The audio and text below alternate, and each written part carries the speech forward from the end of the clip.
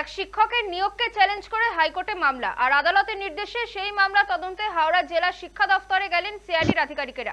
বুধবার সিআইডির 4 আধিকারিক জেলা স্কুল শিক্ষা দফতরে যান। নিয়োগ সংক্রান্ত যাবতীয় বিষয় খতিয়ে দেখেন তারা। এমনকি তদন্তকারীরা ওই শিক্ষকের ব্যাপারে সমস্ত তথ্য চেয়ে পাঠিয়েছেন বলেও খবর। প্রসঙ্গত 1998 সাল থেকে হাওড়া শিবপুরের দীনবন্ধু ইনস্টিটিউশনে শিক্ষকতা করছেন তৃণমূলের মাধ্যমিক শিক্ষা সেলের সাধারণ সম্পাদক সিরাজুল ইসলাম। তিনি জীবন বিজ্ঞানের শিক্ষক। তার নিয়োগকে চ্যালেঞ্জ জানিয়ে সম্প্রতি কলকাতা হাইকোর্টে মামলা করেছিলেন এক চাকরি প্রার্থী। এরপরই হাইকোর্টের নির্দেশে গত 11 মার্চ জেলা পরিদর্শক সুজিত কুমার হাইত ওই স্কুল শিক্ষকের বিরুদ্ধে হাওড়া থানায় লিখিত অভিযোগ দায়ের করেন। ঘটনা তদন্তে নামে সিআইডি। এই বিষয়ে জেলা স্কুল পরিদর্শক সুজিত কুমার হাইত জানিয়েছেন, তারা সিআইডি তদন্তে সব রকম সহযোগিতা করছেন। তাদের যে প্রশ্ন করা হয়েছিল তারা সব প্রশ্নের উত্তর দিচ্ছেন।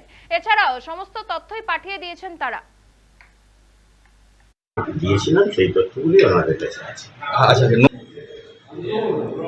না আপনার সাথে ওনারা আমাদের ডিটেলস দিতে এসেছিলেন, আর ওনার সম্বন্ধে কিছু তথ্য চেয়ে গেছেন। সেই তথ্যগুলো আমাদের চেয়েছেন, আমরা কিছু ডকুমেন্টস কি নিয়ে গেছে? না না, এর কাগজ কিছু নথি আমরা যখন কমপ্লেন করেছিলাম তখন যে তথ্যগুলো দিয়েছিলাম সেই তথ্যগুলি আমাদের কাছে আছে।